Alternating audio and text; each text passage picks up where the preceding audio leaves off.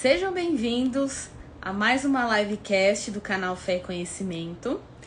Eu sou a Camila e hoje nós vamos falar sobre o desprezo pelo ensino. E o tema de hoje é por conta da lição da Escola Bíblica Dominical da minha igreja, né? Nós vamos, nesse trimestre, estudar sobre doutrinas. E quando algum assunto me salta aos olhos, eu me aprofundo um pouco mais e gosto do assunto, acho que vai ser interessante, eu trago aqui para vocês pra gente conversar um pouco sobre isso, tá?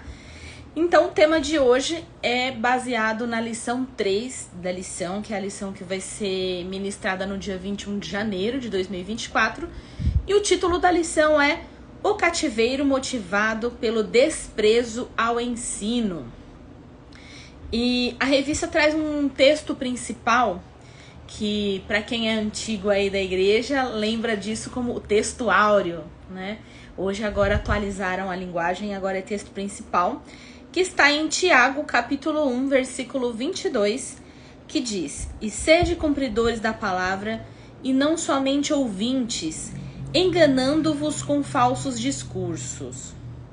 Né? Então, aqui essa passagem fala um pouco sobre essa questão do auto-engano, da gente ser não só ouvintes, né, mas cumpridores da palavra, parando de se enganar. O que quer dizer, né? O que é o auto-engano? O auto-engano é a mentira que o homem conta para ele mesmo e, o que é pior, ele é capaz de acreditar nela, né? Então, o auto-engano, ele não deixa de ser uma fuga da realidade. Quando a pessoa não quer encarar a verdade, não quer assumir as responsabilidades pelos seus atos, muitas vezes essa pessoa entra num ciclo de auto-engano, né? E o ser humano, ele tem apreço pela ilusão, pela mentira, né? E um aspecto que a gente consegue observar isso é através das comédias românticas, né? Quem nunca teve aquele momento de, tô muito tensa e preciso assistir algo leve. E é muito comum a gente cair na comédia romântica e a gente se emocionar às vezes, enfim, e gostar, né, dessas comédias que tem finais felizes. Por que a gente gosta daquilo? Porque aquilo não é real, né? Aquilo não existe, os relacionamentos não funcionam daquela forma. Então a gente gosta de viver nessa ilusão, né? E a ideia do auto-engano é alguém que se esconde atrás de desculpas e ideias falsas e acha que ao fazer isso está se protegendo. Um exemplo de auto-engano, por exemplo, é a questão da timidez. Uma pessoa tímida, ela se sente desconfortável no meio de outras pessoas. E o fato dela se sentir desconfortável não significa que ela é insegura. Ela apenas não gosta e se sente desconfortável. O que acontece é que muitas pessoas inseguras acabam se aproveitando dessa desculpa, né, da timidez, e dizendo que são tímidas, mas na verdade elas são pessoas inseguras e que buscam, acima de tudo, a aprovação dos outros. Ela tem uma necessidade excessiva de aprovação. Então você veja que é muito fácil a gente se auto-enganar, né, em diversos aspectos. Mas qual é o auto-engano que Tiago fala nessa passagem? Né? É só a gente voltar para os versículos anteriores aí, mais ou menos a partir aí do versículo 13, a Bíblia fala que nós somos tentados, né? O auto-engano, ele fala aqui a respeito das tentações, que nós somos tentados pelos nossos próprios desejos, pelas nossas próprias paixões, né? Então, às vezes a gente fica assim, Senhor, por que eu tô passando por essa situação? Muitas vezes a gente mesmo se colocou nessa situação por dar vazão às tentações, né, que já começam nos nossos próprios desejos, e não porque o mundo é mal, apesar de o mundo ser mal também. Então, assim, Deus permite a provação, mas a tentação que nós sofremos, ela tem raiz em nós mesmos, né, nos nossos próprios desejos e paixões, né. E por que começar falando sobre auto-engano, sobre o que essa questão de desprezo pelo ensino tem a ver com o auto-engano, né? Tem a ver que, se a gente parar para pensar, todas as igrejas, ou pelo menos quase todas as evangélicas, pelo menos, tem um culto de ensino. Tem um evento, eu vou chamar de evento, Mas assim, tem um evento de ensino. Algumas igrejas têm a escola bíblica dominical, algumas igrejas têm células, algumas igrejas têm grupo de estudo, então, mas a maioria das igrejas tem algo além do culto, geralmente de domingo, né, para estudar a Bíblia com a igreja. Porém, algumas pesquisas mostram que apenas 1/3 dos membros das igrejas participam desses eventos de ensino. Pelo menos esse é o resultado de uma pesquisa que avaliou a questão da escola dominical, a EBD, Escola Bíblica Dominical. Então, apenas 1/3 dos membros frequentam a escola bíblica dominical, né? E os eventos de ensino em geral. Por quê? As pessoas estão cada vez mais ignorantes, né? E elas estão cada vez menos preocupadas com essas questões, né? Só que com isso a gente vê as consequências. Quanto menos a gente busca conhecimento, quanto menos a gente busca se aprofundar na nossa fé, mais o povo perece. Porque é isso que diz em Oséias 4:6, né? Que o povo perece por falta de conhecimento, né? Então, a gente sabe que não é uma questão de não tenho tempo. Muitas vezes a gente não prioriza, né? E muitas vezes a gente se engana. Por exemplo, eu tenho 35 anos e desde que eu nasci eu frequento igreja. Demorei para me tornar membro da igreja. Fui por muitos anos apenas frequentadora da igreja, né? Demorei muito tempo para me tornar membro do corpo de Cristo. E nessa de frequentar a igreja há muitos anos, a gente acredita que conhece a Bíblia. A gente acha que conhece a palavra. Só que eu nunca tinha lido a Bíblia completa, né? Eu demorei a ler a Bíblia inteira. Eu lia partes da Bíblia, conhecia partes da Bíblia. E assim, gente, com 30 anos de igreja, sei lá, mais de 2.000 cultos que eu já participei na vida, a gente acaba achando que conhece a Bíblia. Mas se você não leu a Bíblia inteira, todos os livros, profetas menores que são geralmente negligenciados, então você não leu a Bíblia inteira, então você não conhece toda a palavra, você conhece o que lhe convém, né? E é muito fácil a gente viver nesse auto-engano. Eu vivi achando que conhecia da Bíblia, que conhecia da palavra, que conhecia a Deus, né? Então, até pra gente entender as nossas experiências espirituais, é importante a gente conhecer a palavra de Deus e sair desse auto-engano, né?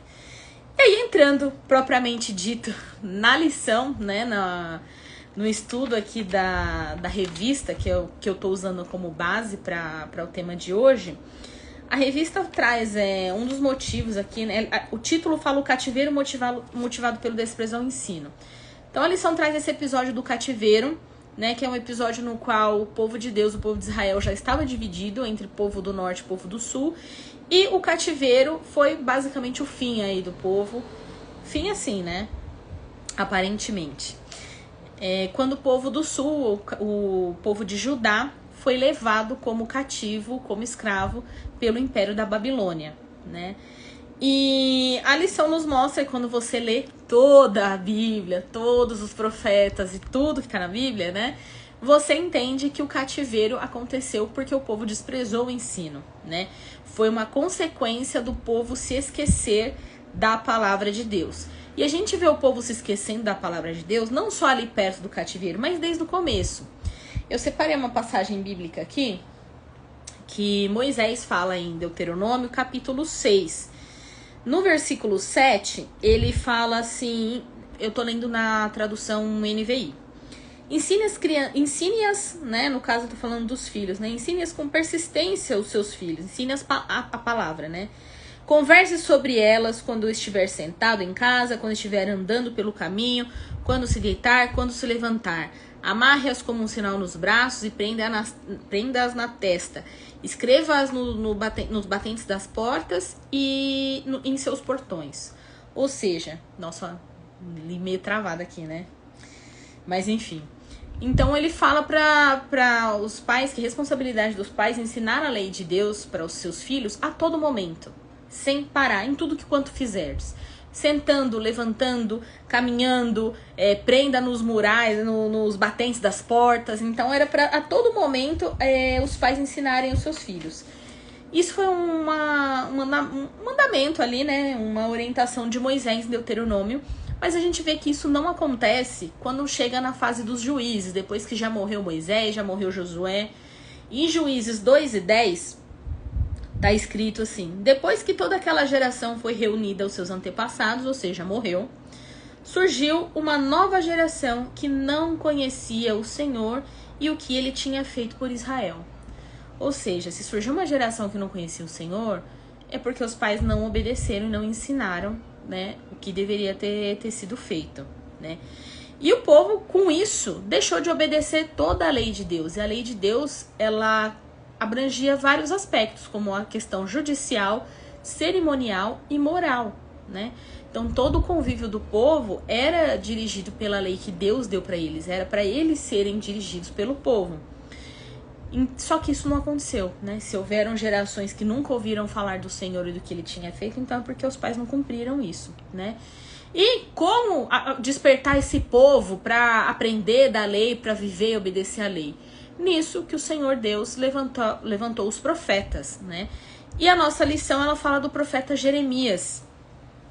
Jeremias foi um profeta que se dedicou totalmente a exortar o povo, né? E a palavra exortar, ela quer dizer conselho, advertência no sentido de advertir, de aviso, né? De avisar, de incitar ou de estimular e até de encorajar. Então, Jeremias tinha essa missão de exortar o povo a se voltar para a lei de Deus e se arrepender dos seus maus caminhos, né?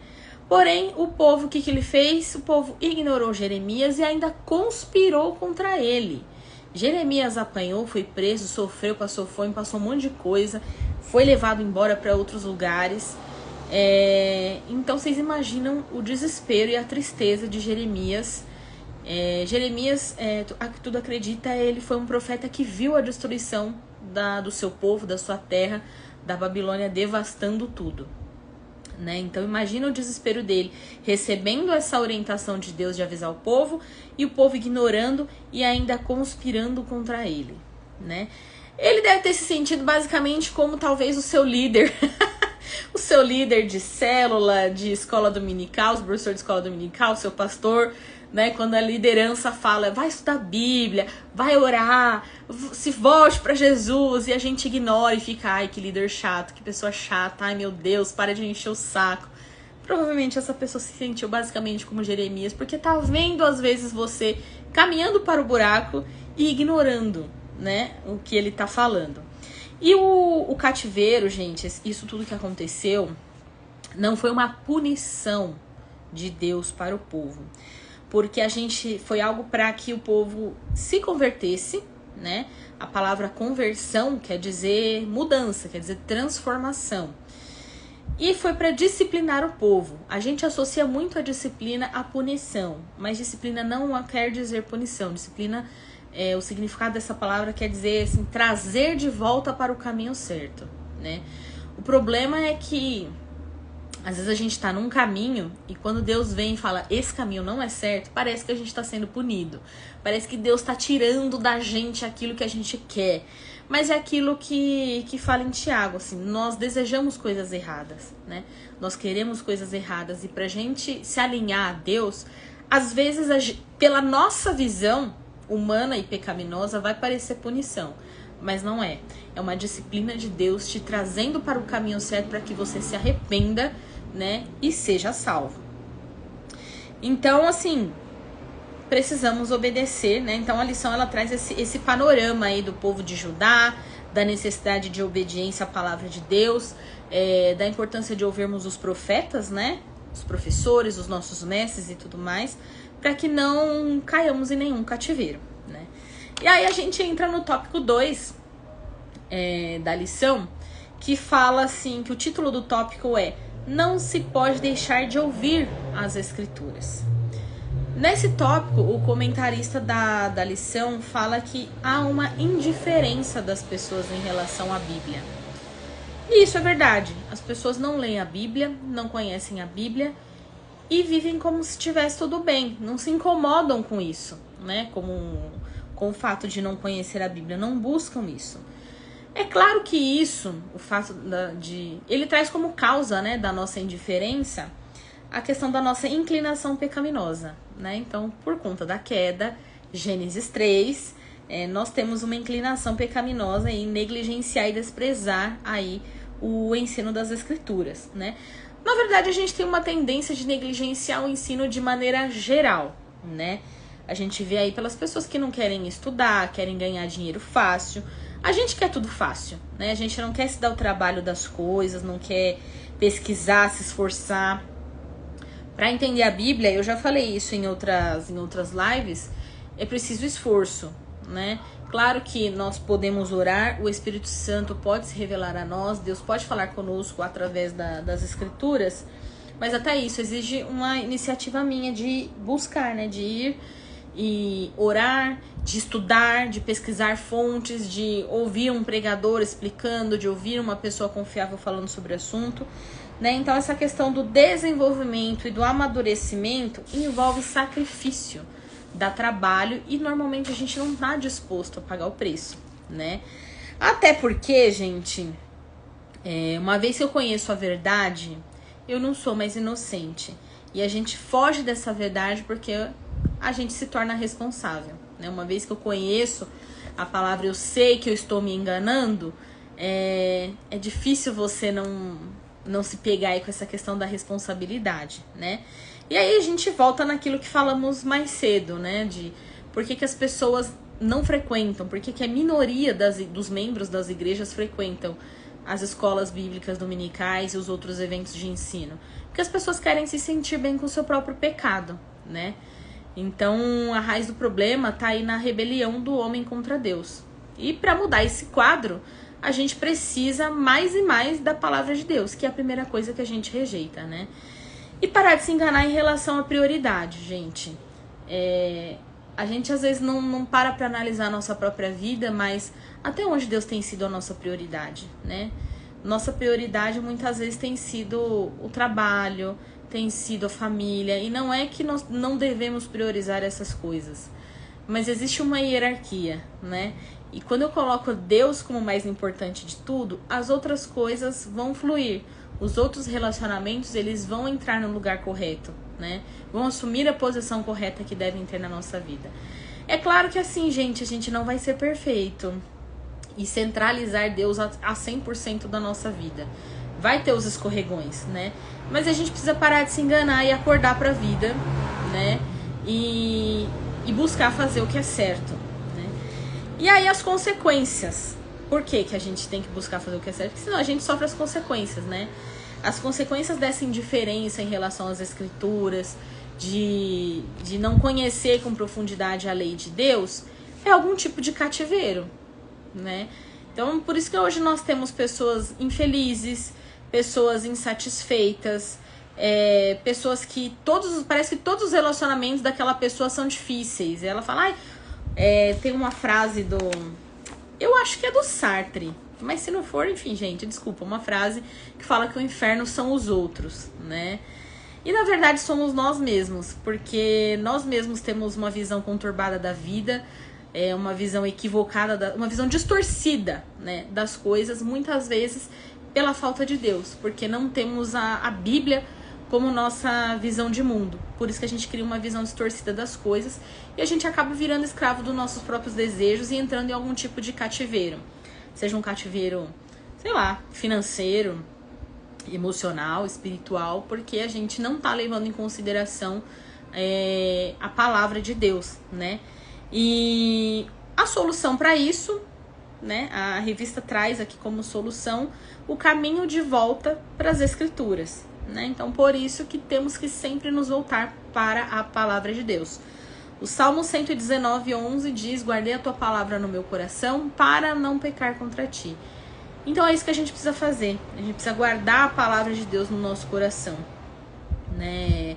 A gente precisa conhecer com profundidade e ter prazer na lei de Deus, porque a nossa vida só vai fazer sentido quando a gente tiver prazer na lei de Deus. Se eu não sinto prazer na Bíblia, na presença de Deus, no momento de oração, alguma coisa não tá certa. Mas não desista por isso. Não é porque alguma coisa não está certa que você tem que desistir. Mas talvez orar também de maneira sincera, conversar com Deus. Deus, eu não sinto vontade de orar, de ler a Bíblia, mas eu sei da necessidade. Me ajuda a vencer essa mornidão, essa frieza, né? Porque quando o povo se arrependeu, as coisas começaram a mudar, né? E a fé, gente, essa coisa de eu não sinto nada, não tenho vontade e tudo mais, a fé, ela vem pelo ouvir e ouvir a palavra de Deus. E quando eu digo ouvir, né, na Bíblia, né, na palavra grega que tá lá nesse versículo de ouvir a palavra de Deus, não é simplesmente ouvir no ato físico, de eu não sou surdo, eu estou ouvindo, né? Tá relacionado a você assimilar, compreender, processar e digerir. Então não é apenas o ato de ouvir. E é por isso que há muitos crentes antigos até, que caem em falsas doutrinas, né? Porque eles estão na igreja sem entender. Tem muita gente que tá na igreja, não sabe o que tá fazendo lá, por que tá indo lá, que tá lá totalmente perdida, que se você perguntar o que foi falado domingo, ela não sabe, ela não entendeu. Então, assim, nós precisamos internalizar. E o mais doido é que essas pessoas que estão na igreja sem entender, e eu falo isso não acusando, porque eu já fui uma dessas pessoas, a gente decora as coisas. Se pedisse pra eu falar alguma coisa, pra eu ensinar alguma coisa, algum versículo, de tanto tempo na igreja, a gente decora as coisas, a gente decora conceitos, a gente vai decorando, vai aprendendo algumas coisas, aprendendo assim, vai decorando mesmo algumas coisas, mas aquilo não foi internalizado dentro da gente, né? Aquilo não entrou dentro de mim. E é isso que precisa acontecer. Porque de alguma forma eu não entendia, aquilo não fazia sentido pra mim. Então, quando a gente não entende, não tem essa compreensão da palavra de Deus, não busca essa compreensão, a gente se torna presa fácil nesse mundo. Por isso que tem teologia da prosperidade faz tanto sucesso, teologia coaching, tantas outras teologias, né, fazem tanto sucesso. Porque as pessoas são presas fáceis, as pessoas não leem a Bíblia e não se dão trabalho de estudar e ler a Bíblia. Mas a palavra de Deus, ela é luz para os nossos caminhos, ela nos guia, então a gente precisa mudar de atitude, né? Por conta justamente do perigo dos falsos ensinos. Então, assim, o inimigo, ele não necessariamente ele quer tirar você da igreja, ele não precisa tirar você da igreja. Talvez seja até mais proveitoso manter você na igreja desanimado, manter você na igreja sem entender, manter você na igreja cego e até desanimando outros irmãos, né? E ainda carregando o nome de Cristo, envergonhando muitas vezes o nome de Cristo porque você não conhece, não buscou conhecer a palavra com profundidade, né? Então, a gente precisa tomar cuidado com essa questão da palavra, com o zelo que nós temos com a palavra de Deus. E aí, para ir para a reta final aí do estudo, né? Como identificar os falsos ensinos? Conhecendo o verdadeiro, né? Conhecendo a verdadeira doutrina, buscando o discernimento de Deus, né? Eu já falei aqui outras vezes que tem algumas pesquisas americanas que falam que apenas 5% dos jovens cristãos têm o hábito de ler a Bíblia, né? Ou seja, 95% dos jovens que se dizem cristãos não têm esse hábito e provavelmente nunca leram a Bíblia completa. Se a pessoa nunca leu a Bíblia, qual que é a chance dessa pessoa nesse mundo de falsas doutrinas, de falsos ensinos e ideologias distorcidas? Nenhuma. A pessoa vai ser presa fácil, né? E por isso que a gente tá errando no básico, gente. Um exemplo que eu vi disso foi num livro do Hernandes Dias Lopes. Ele trouxe o exemplo, essa questão da verdadeira doutrina, né, do verdadeiro ensino. Ele deu um exemplo de um bancário, de um cara que trabalhava no banco, que ele era o especialista em identificar notas falsas. Então, todo mundo que tinha uma nota que suspeitava que aquela nota era falsa, levava para esse cara.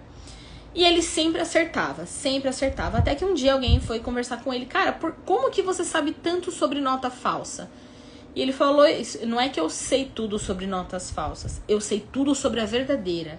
Eu estou sempre estudando e conhecendo cada vez mais cada detalhe da nota verdadeira. E com isso eu sei identificar o que é falso.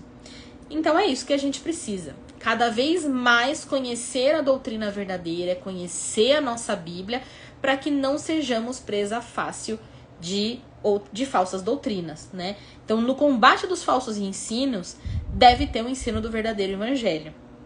E hoje, gente, com o desenvolvimento, aí, a evolução da internet, a gente tem acesso a diversos ensinos, a diversos pastores de diversas denominações. Eu brinco que às vezes nós temos os nossos teólogos de estimação, né? Eu tenho os meus, os pastores específicos aí que eu gosto de ouvir, que, se eu quero saber de algum assunto eu procuro se esse pastor já pregou sobre isso, né? Então todos nós temos aí os nossos teólogos de estimação. Mas considerando a nossa natureza pecaminosa, dá pra gente afirmar que esses pastores, eles são 100% bíblicos e nunca erram, que a interpretação bíblica deles está 100% correta, livre de qualquer erro, né? E aí, se não tem como saber qual é a interpretação correta, né? Então cabe a nós assumir a nossa responsabilidade também pelo nosso crescimento espiritual, para não nos tornarmos presa fácil. Como fazer isso? Começa lendo a Bíblia. Mas eu vou ler a Bíblia sem vontade? Sim, sem vontade. Mas eu já ouvi muito pessoas falando assim, mas a gente não deve ler a Bíblia como um livro qualquer. E ler a Bíblia como? Tem algum ritual cabalístico pra gente ler a Bíblia? Porque se ela não pode ser lida como um livro qualquer, ela vai ser lida como? Quando eu falo isso, gente, eu não quero ser debochada, apesar de às vezes ser um pouco. Aí, tá vendo? Quem é 100% bíblico? Mas o que eu quero dizer é que, assim, você pode orar a Deus nesse sentido. Dizer, Deus, eu não sinto vontade, mas eu sei que isso é o certo, né? E eu preciso mudar essa atitude, eu preciso de uma mudança de coração. Pede essa ajuda pra Deus, que você pode até começar lendo a Bíblia como um livro qualquer, que foi o que aconteceu comigo. Mas eu tenho certeza que quando você terminar, você vai ver que você não tá lendo um livro qualquer, porque a palavra de Deus, ela é viva, né? Como diz em Hebreus 4:12, a palavra é viva e eficaz. Então, você pode até começar como um livro qualquer, mas eu duvido que você vai terminar. Então, assim, ao longo do tempo, você vai tendo prazer na palavra de Deus, vai ter prazer na presença de Deus. Até porque, gente, como que a gente vai ter prazer num Deus que a gente não conhece, né? A gente só tem prazer nas coisas a partir do momento que a gente conhece. Não é assim, às vezes, com as pessoas. Às vezes tem pessoas que a gente conhece assim, a gente encontra e fica meio ali com o pé atrás, né? Acha algumas coisas que a pessoa fala ou faz meio estranho. Mas depois que você conhece a pessoa, que você conhece a história daquela pessoa, conhece, sei lá, toda a superação de vida que ela teve, você passa a admirar aquela pessoa, você passa a apreciar a companhia daquela pessoa, né? E a mesma coisa com Deus. Como que eu vou ter prazer num Deus que eu não conheço? Que eu não leio a Bíblia, que eu não sei o que ele faz, o que ele fez, que eu não sei quem ele é, para que eu possa amá-lo, né? Então nós precisamos conhecer a palavra de Deus para conhecer a Deus e ter prazer aí na presença dele. Certo, gente? Acho que era isso. Obrigado a todos que ficaram aqui comigo durante essa gravação ao vivo. Essa live vai ficar salva aqui nas redes sociais. E eu espero vocês nos próximos vídeos aí sobre o estudo da doutrina.